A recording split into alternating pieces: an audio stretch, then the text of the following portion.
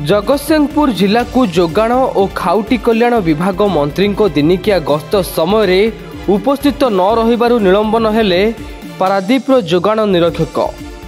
शनिवार जोगाण मंत्री कृष्णचंद्र पात्र जगतसिंहपुर जिलार विभिन्न कार्यक्रम में जोगदे धानर क्षयक्षति बुझा सहित धान मंडी बुली देखिथिले।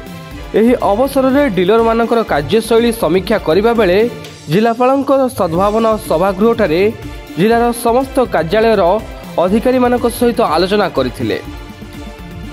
मात्र पारादीप जोगाण निरीक्षक अलिवा दास एथिरे अनुपस्थित थिले। जिला को जोगाण मंत्री गस्त को नहीं जिलापाल जिले थिबा मत्स्य प्राणीधन जोगाण विभाग भली बहु विभाग अधिकारी मानकु उपस्थित रहिबा पई चिठी नंबर 175/25 रे चिठी करथिले मध्य यहाकु पारादीप जोगाण निरीक्षक अलिवा दास बेखातिर करबा सह उक्त बैठक रे अनुपस्थित थिले।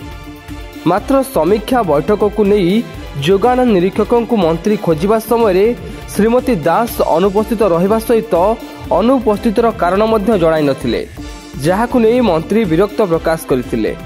फल जगतसिंहपुर जिलापाल जे सोनाल उक्त जोगाण निरीक्षकों को चाकरी निलंबन करने सह तांको विरोध में कार्यानुष्ठान करने निर्देश देथिबा जଣା पड़िछि।